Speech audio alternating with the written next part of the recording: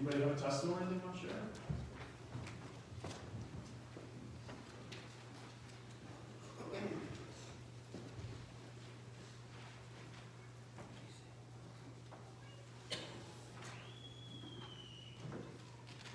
Brother Brick? All I can say is God is so good and awesome. No? That's all I have to say. No? Anyone else?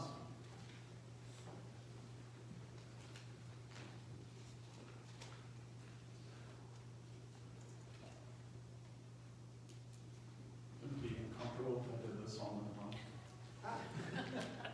Brother Tim, go ahead. I just want to thank the Lord for giving me jobs. So, Yeah, praise God. I mean, I think I've gotten,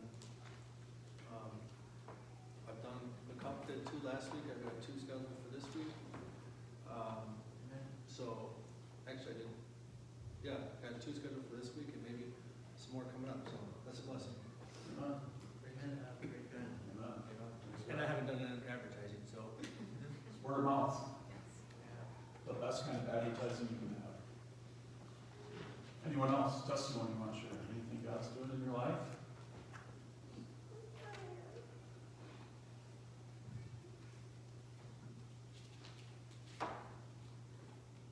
If you know you need to say something, please do.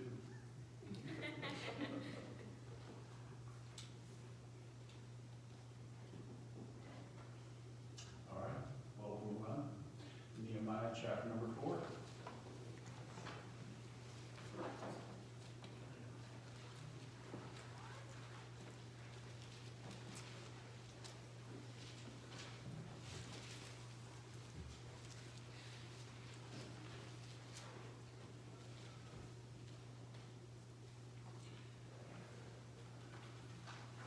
Words are free. It's how you use them that may cost you. It's a quote from Cushion Wisdom, whoever those people are. Pearl Hurd said, "Handle them carefully, for words have more power than atom bombs." Would you agree? I'm going to go through a few of them here if you don't mind. Just pull a few of them here. All I need is a sheet of paper and something to write with, and then I can turn the world upside down. Frederick Nietzsche. A man who didn't believe in the unconditional love of God, by the way. Words have no power to impress the mind without the exquisite horror of their reality. Edgar Allan Poe. A broken bone can heal, but the wound a word opens can fester forever. Right. Jasmine West said that. Words are powerful. I start with that just because I think we all recognize the power of words. I want to take a minute tonight to begin as we look through chapters 4, 5, and 6 of Nehemiah. Tonight we're going to look at how the enemy begins to unfold an attack on Nehemiah and the work there. And what he starts with are words. Powerful things. Powerful. Verse 4, or chapter 4, verse 1. But it came to pass that when Sanballat heard that we builded the wall, he was wroth and took great indignation, and he mocked the Jews. And he spake before his brethren in the army of Samaria, and said, What do these feeble Jews? Will they fortify themselves? Will they sacrifice? Will they make an end in a day? Will they revive the stones out of the heaps of the rubbish which are burned? Now Tobiah the Ammonite was by him, and he said, Even that which they build, if a fox go up, he will break down their stone wall. Verse 4, now Nehemiah, hear, O our God, for we are despised, and turn their reproach upon their own head. Give them for a prey in the land of captivity. cover not their iniquity, and let not their sin be blotted out from before thee. For they have provoked thee to anger before the builders. So built we the wall, and the wall was joined together unto the half thereof, for the people had a mind to work. Let me remind you what's going on here. Nehemiah and the people of Jerusalem are building the wall. And you'll remember in chapter number 3 and verse number 1, they sanctified this work. They set apart this work unto God. Why? Because it was God's work. This wasn't their idea. This was God's idea. And this was the work that God wanted them to do. When you have a situation where God's doing a work, you will have the enemy looking to fight against it. Right. God's looking to do a work here at Bethlehem Baptist Church. Amen. And friends, this is not our idea. Okay? This is not just some good idea by Pastor Weber or by the deacons here or by the congregation that we're going to gather together and do some of these things. This is God's idea. Right. And by the way, this is God's work. And you can mark it down. What's happening here, and has been happening here for many months now, is going to and has already been being resisted.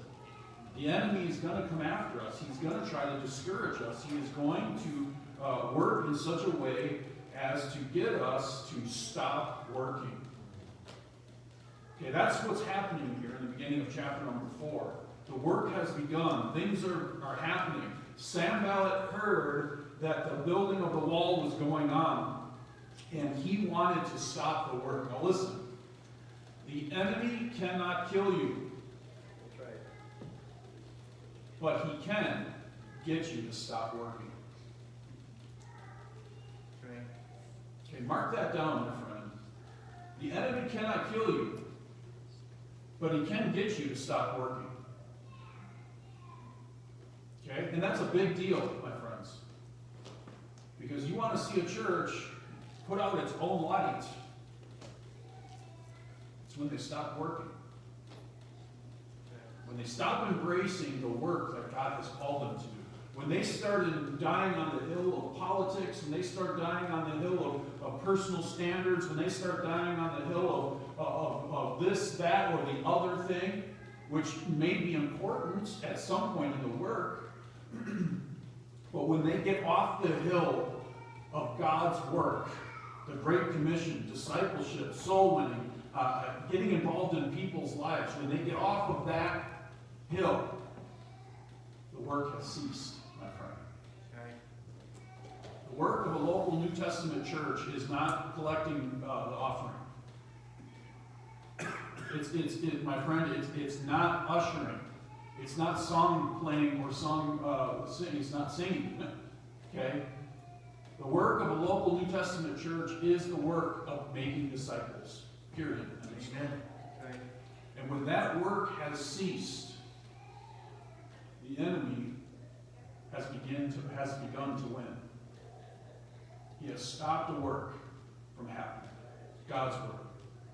So notice in our text here, the attack really comes in 7 ways. And we'll go through the next 4, 5, and 6 together. I'll show you different aspects of this, but there's like a 7-fold attack happening here from the enemy. And the first one starts with words, criticism. Okay? An attack, really, if you want to say it, from outside. And we'll see there will be an attack from the inside, but there's an attack from the outside. And notice here that in verse number 1, but it came to pass that when Sanballat, this would be an enemy of God's work, heard that we builded the wall, he was wroth and took great indignation and mocked the Jews. So if you go back to chapter 2, and I almost want to say it's like verse 10. Verse 10, and when Sanballat the Horonite and Tobiah the servant and the Ammonite heard of it, it grieved them exceedingly. Okay, so they went from being grieved that somebody actually was interested in what was going on in Jerusalem and had called and had come to inquire that maybe we could change the condition of this situation. Well, hey, listen, we don't like this idea, right? We don't like this. The enemy's like, hey, I don't know, this is making me a little uneasy. I don't know what's happening here. I don't like what's going on in this situation, right? So now in chapter number 4, as the work's moving forward and things are moving forward, what do we see happening here? Now we see him going from grief to now they're wroth with great indignation. Stirred up the enemy, didn't they? They stirred him up, right? Was Sanballat there? Did he go down to the wall? Did he know what was going on? The text says no. It says that he heard. He didn't go down there. He wasn't down there figuring out what was going on. He didn't see the wall. He didn't see the things going on. He had no idea what was happening, did he? No, he only heard. Okay, so this is an important thing. One of the most dangerous tools that the enemy gets us to use is hearsay. Hey, I heard from so-and-so that the preacher over there at Bethlehem Baptist Church is turning that church liberal. They're going back to everything that they've ever been taught. What? Have you been there? Have you been a part of what they're doing over there? Have you heard any of the preaching? Have you been to the prayer meetings? That's right. Do you really know what's happening down there at that wall that those people are building, that they're believing God for, that work that God has sanctified? Well, no. I don't have time to go down there. I'm too busy. You know, I'm on Facebook all day, so I don't have time for that kind of stuff.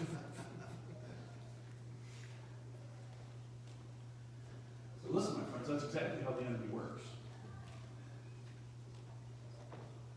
It's easy to use words to manipulate people.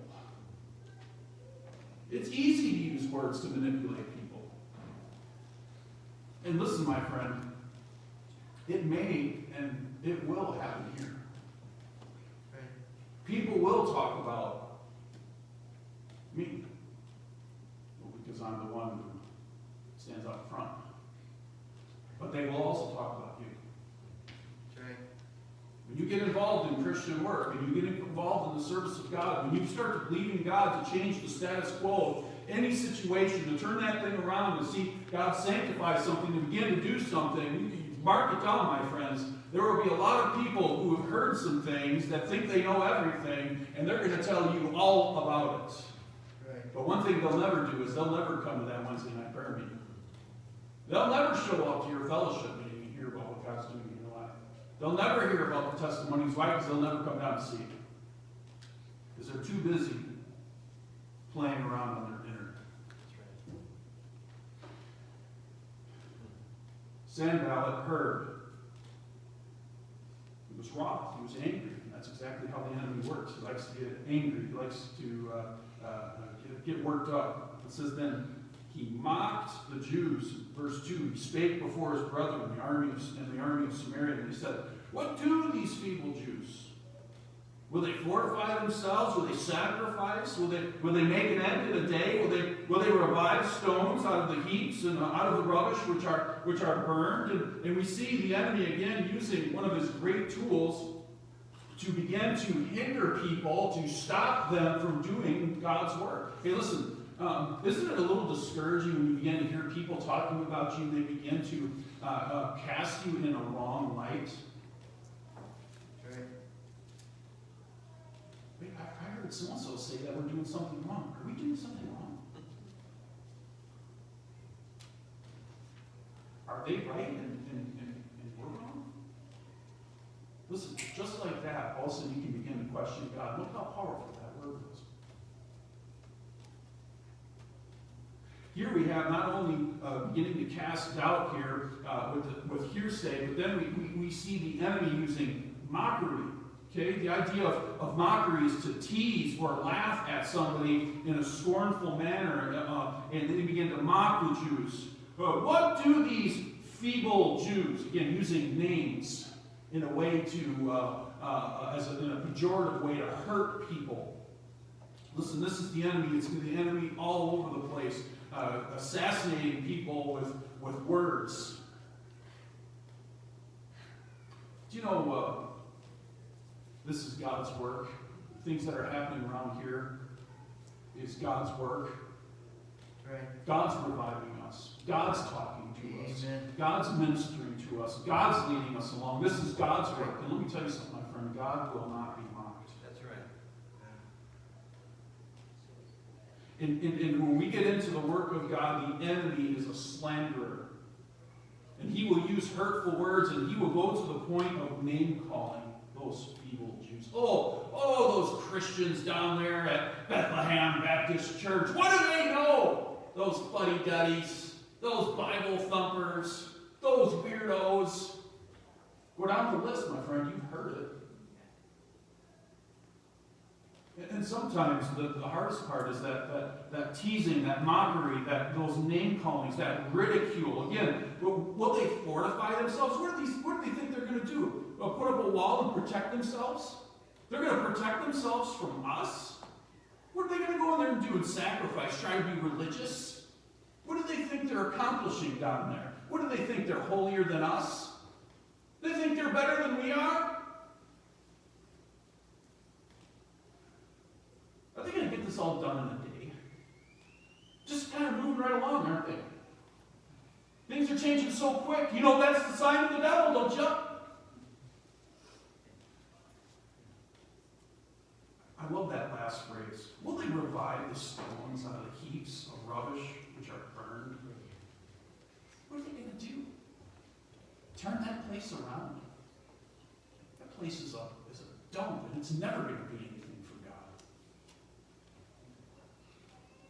You know, the enemy is all about hurting us. That's right. And he is using criticism, and he is using character assassination, he is using mockery, and he is trying to tease them. And my friend, when we get involved with people, and we begin to move forward in the Great Commission, we begin to reaching out into our community, we begin to become a soul-winning church where people know who we are and what we stand for. When we begin to get involved in people's lives with Great Commission work of disciple making and those wonderful things that God has for us, let me tell you something. Be ready. People are going to call you names. Be ready, my friend. People are going to mock you. They're going to look at you, and they're going to call you names, and they're going to tease you, and they are going to no end. Why? Because the enemy can't kill you. But he's going to do everything he can to get you to stop working. He is going to get you to the point where instead of having somebody from the outside talking to you like that, he is going to convince you to talk to yourself like that. That's how twisted this all gets. He's gonna get you to the point where he's got you so spun around that he's going to have you using words against your own self. Where you look into God's Word, you know the grace of God, you know what God's commandments are, you know the God of heaven, you understand all these things, you want to have that right relationship. But to give somebody a gospel tract, to go through the plan of salvation with someone, to lead somebody to Christ, to take time out of your schedule to get involved in somebody's life, to disciple them, to be involved in Great Commission work. Boy, when I stand in the mirror and I look at myself, I see somebody who's failed over and over and over again. And if I've failed over and over again, how can I not continue to keep on failing? I'm just a failure. The enemy says, that's right, you feeble Christian. What do you think you're doing? You've always been a failure. You're never going to do anything. Just, you know what, sit back and enjoy the ride. Hang on until the rapture comes. preacher up there, he's loudmouth, he's got energy. Just let him do it. He'll run himself ragged, and soon enough he'll realize the same thing that the rest of us do. It doesn't work.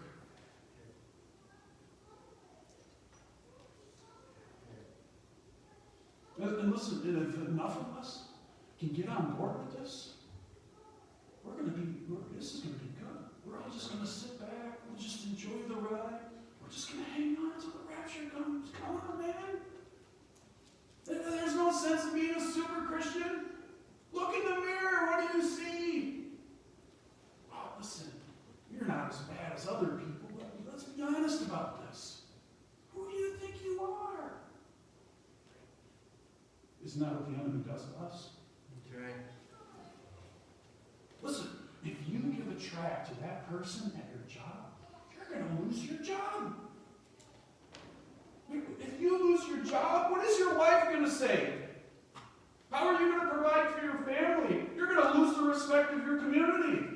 How can you face anybody by trying to be this Christian who's doing God's work? That's not how it works in the day and age in which we live.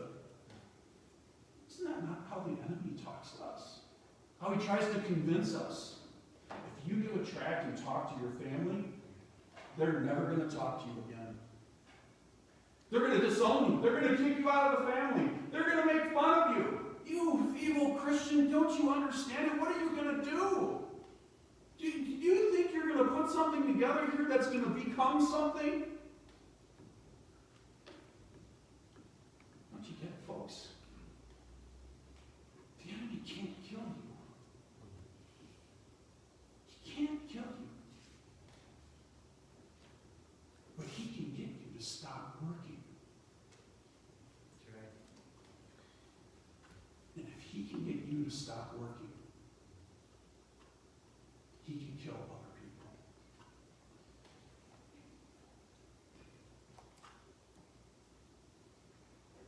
Are we getting it here tonight?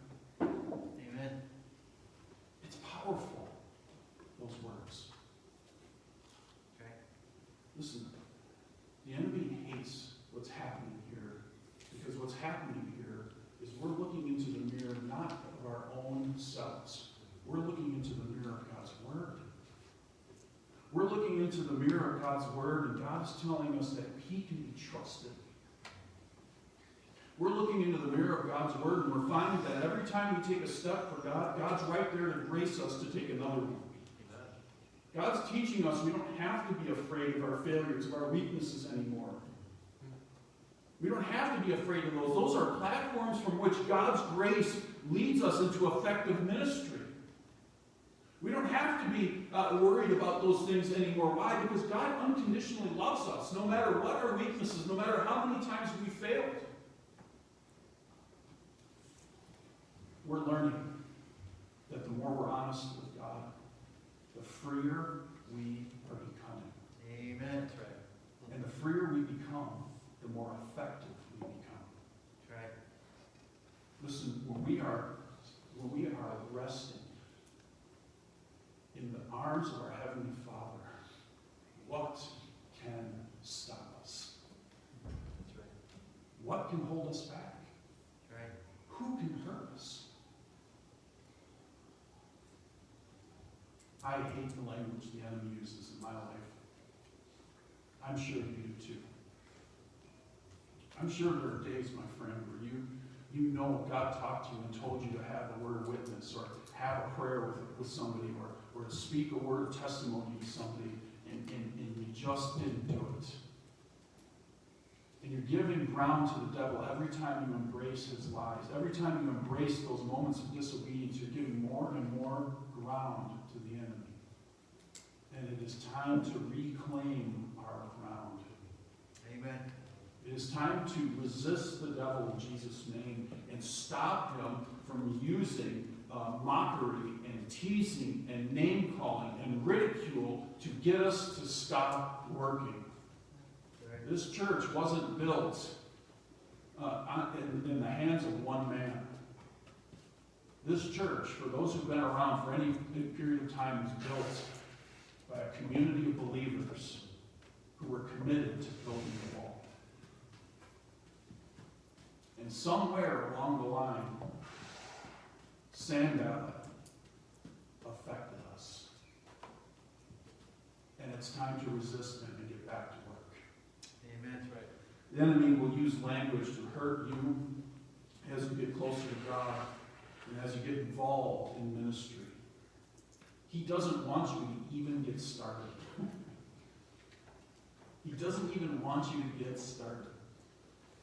And he is going to pull every string that he can to keep you firmly in a place of being unused by God.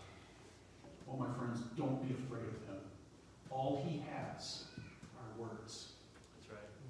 Jesus has life and life eternal. Okay? But it came to pass when Sanballat heard that we builded the wall, and he was wroth, and he took great indignation. And again, just focusing there on the reality that the enemy absolutely hates what's going on here. He hates it. It makes him furious that we think that this is going to change, that God's going to come down, and God's going to fix some things and change this thing around. And he wants to do anything he can to stop it. In verses 2, right? And so then verse 3, we get into Tobiah, the Ammonite, and this is great. And Tobiah is kind of like, I don't know, he's kind of like the sidekick, I guess. And he just pulls kind of this little illustration out of his hat. You know, the wall that they build, even if a fox go up, he shall even break it down the stone wall. You know, like, yeah, that's right. You know? Sorry, that's just, I'm sorry, I always feed my own head into these moments, you know, it's like, Sanballat's the main guy, right? He's the one that has the words, and then there's Tobiah, yeah, that's right, Sanballat, and a fox goes, be quiet, man.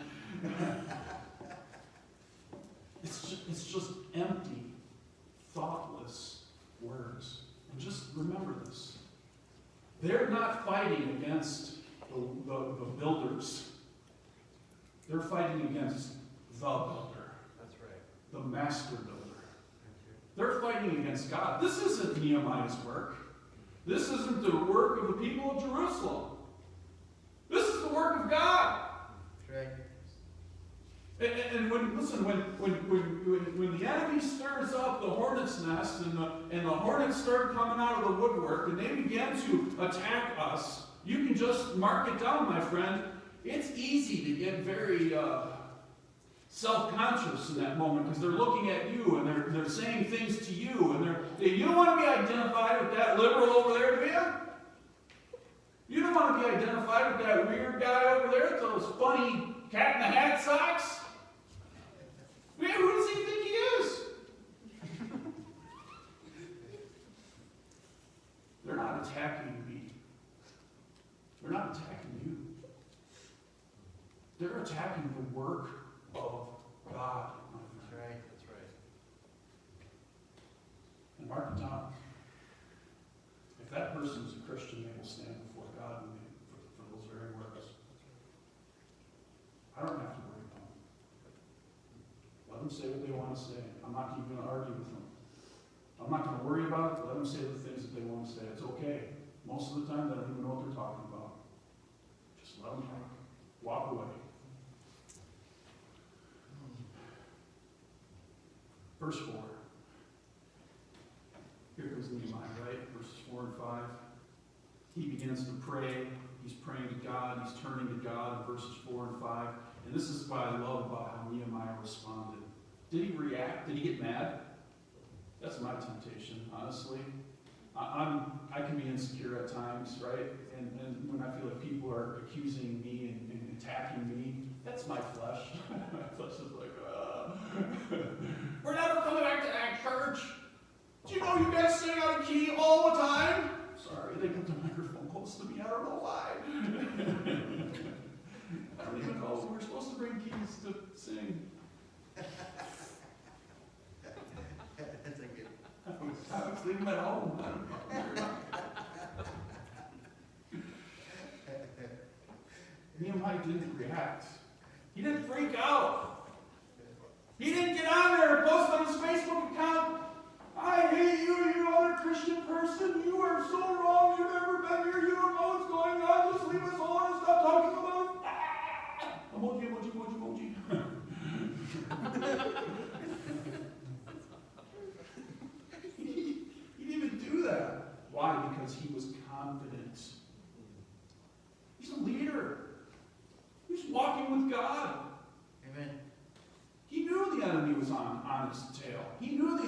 right around the corner. It's not a matter of if, it's a matter of when the enemy's going to pop his head out of the dung pile.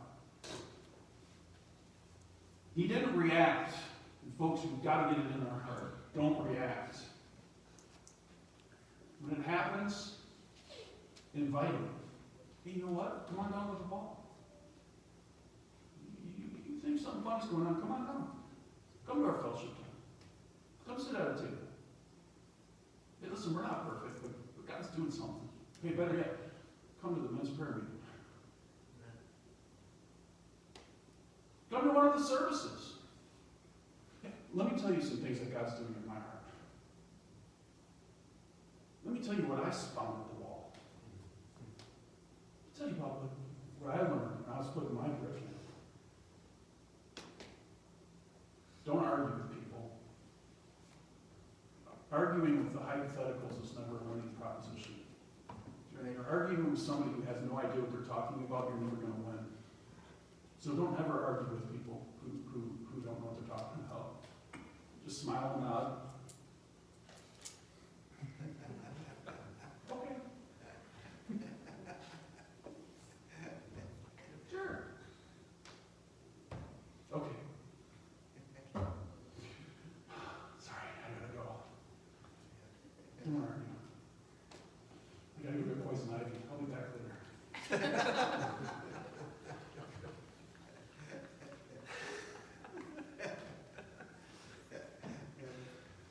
Most of all, don't gossip about them. That's right. And just remember, when you begin to argue, when you begin to react, the enemy's winning at that moment. Because you're making it about you. This isn't about you. This is about God's word. Nehemiah didn't react. He knew it wasn't about him. They were trying to take them out of their job. He was trying to get them to stop working. And if he would have embraced any of those things, if he would have got on his Twitter account and sent out a tweet right away, he would have lost just like that. If he would have got on his Facebook account right away, I can't believe it here. I even took a video of this whole thing. Can you believe this Christian Karen, and what she did? Sorry. You know what Nehemiah did? He prayed. That's right. It's like he knew what to do. He just said, Lord, you hear this. You know what's going on, right? He says, hear, O our God, for we're despised. You hear what the enemy's saying. Turn their reproach upon their own head. That's right. They're not fighting with us. God, they're fighting with you. Just, here, let me get out of the way for a minute. Have fun. Have fun. I'm out of the way, right? Isn't that what you do? Yes.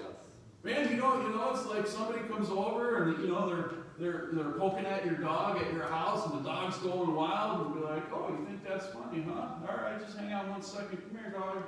Unhook him from the chain and see what they do. Right? Poke the dog now, funny guy. It reminds me of a story. We lived in Phoenix, Arizona for a while when I was very lost at the moment. Sorry for, don't ever do this. But I had a moment like that. The neighborhood kids would always come up and mess with my buddy's dog, which was an all-black Rottweiler. It was a black lab Rottweiler mix.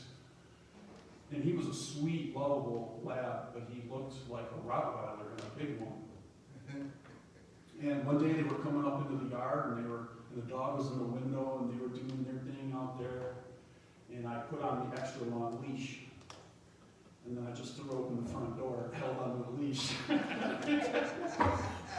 Those kids fell over trying to run away. They didn't know what to do.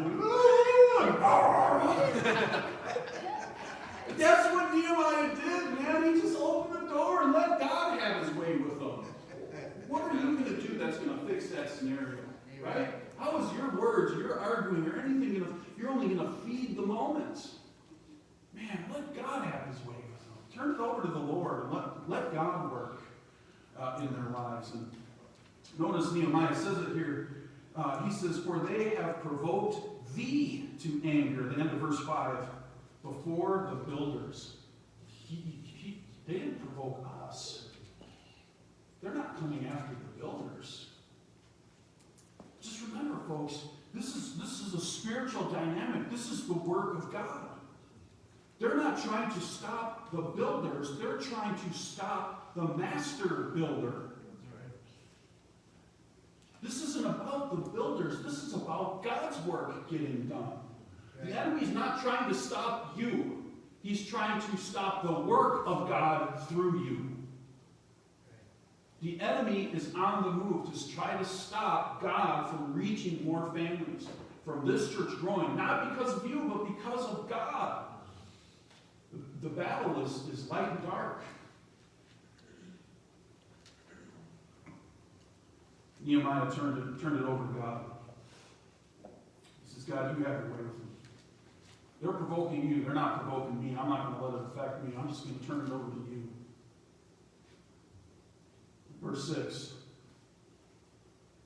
So we built the wall. Don't you love it? What are they going to do? They don't have any authority in this thing. They don't have any place in Jerusalem. What are you going to do? What are you going to do? Get out of here. We're going to build a wall. Lord, can you take care of this? We've got a problem over here in aisle 5. Okay? We got to get back to work. So we built the wall. Now, folks, listen to me. The enemy can't kill you. But he can get you to stop working. He can get you to stop reaching souls. He can get you to stop praying for souls. He can get you to stop discipling people. He can get you to stop building. Or you can turn that enemy over to the Lord. Let him take care of that. So we can get back to the business of God's work. Words are powerful. And the enemy's going to use them to get you to stop the work. Are you believing the lies tonight?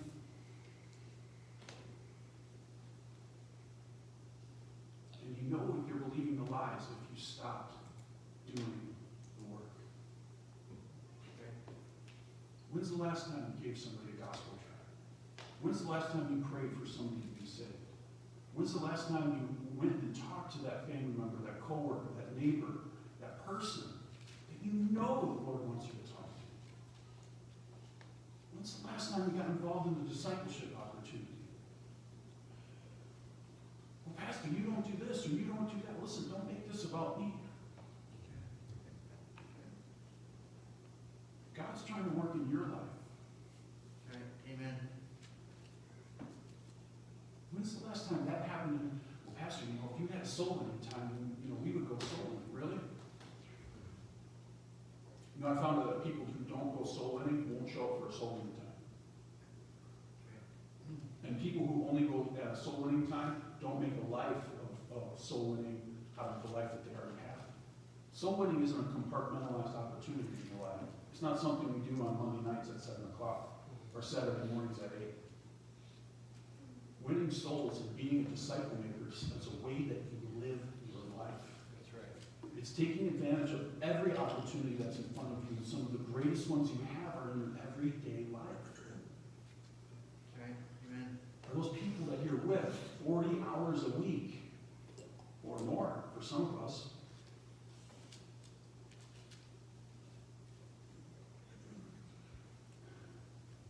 We need to get back to work. And the enemy's doing everything he can to stop us. My friend, it's time to get back to work. Let's like Nehemiah. Let's build the wall. And notice what it says here. And all the wall was joined together unto the half thereof, for the people had a mind to work. He said, you know what? That's right. Let's get back to work.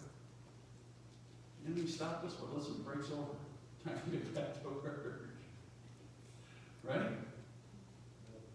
Listen, if we treated the Word of God like we did our regular jobs, would we still have a job?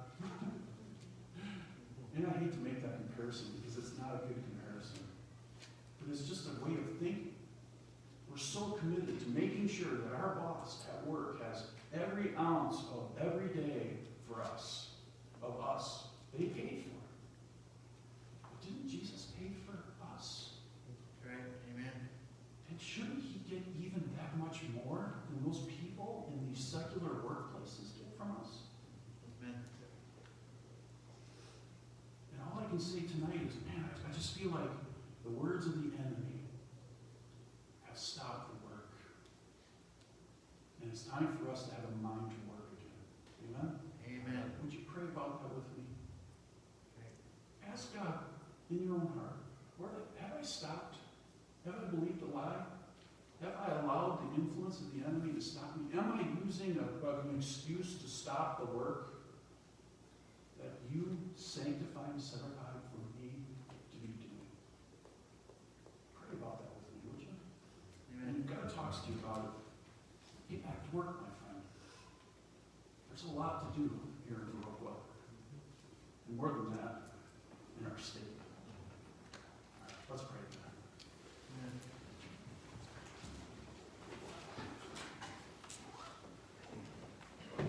Lord Jesus, we do realize tonight that words are powerful. Lord, we know the enemy uses them in a way to hinder the work that you sanctify, you set apart for us to do. Lord, there's people that you want to use us to reach, people you want to use us to give a gospel tract to, or a word of witness, to win to you. Lord, whatever that means, to disciple, to do some of those things. Lord, I pray tonight that you will help us to resist the enemy in Jesus' name, so that, Lord, we can get back to the work that you called us to. Lord, help us to not focus on the attack, but to focus on the work, and turn the attack over to you. Lord, thank you tonight for this testimony from Nehemiah. Powerful things, powerful words. Lord, help us to embrace it, we pray. Our heads are bowed, our eyes are closed. Maybe if would you mind playing through a stanza or two tonight? And if God's working in your heart, would you talk to the Lord about it? Father, thank you again for the privilege you give us to gather around the word of life. And Lord, how wonderful this truth is even for us, where we are at right here at Bethlehem Baptist Church. Lord, this is what we need. We need you to take care of the enemy so that we can get back to the work that you called us to do. Lord, we love you. Oh, Lord, thank you for taking care of us and protecting us and equipping us and enabling us for the work that's right in front of us. Oh, Lord, make us good workers for Jesus Christ. And Lord, when we see lots of folks saved and people